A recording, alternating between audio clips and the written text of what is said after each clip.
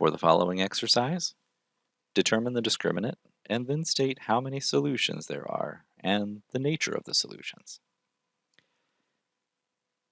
The discriminant is the part of the quadratic formula, which you should just know, negative b plus or minus the square root of b squared minus 4ac. And so that b squared minus 4ac underneath that square root tells us about the nature of the zeros. For instance, if this turns out to be negative, then we have a negative underneath the square root, which results in complex or imaginary zeros. And so different ways that this number turns out gives different results. So let's see what this discriminant value is for this particular exercise. So A, B, and C are determined by A is the leading term coefficient on your square, B is the linear coefficient, and C is your constant. So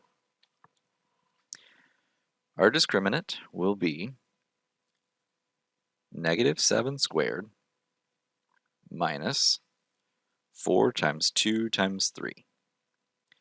So this is 49. 4 times 2 is 8. 8 times 3 is 24. So we get 25.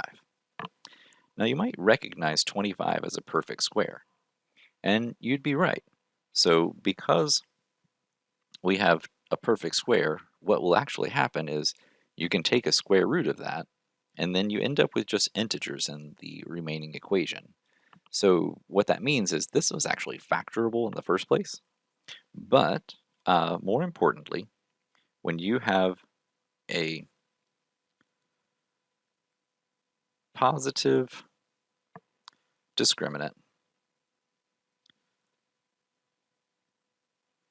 we're going to have two real solutions.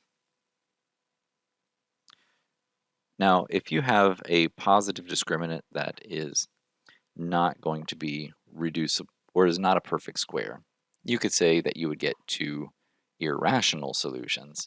But in general, knowing that you have two real solutions versus two non-real solutions, or imaginary solutions, that's really the most important way.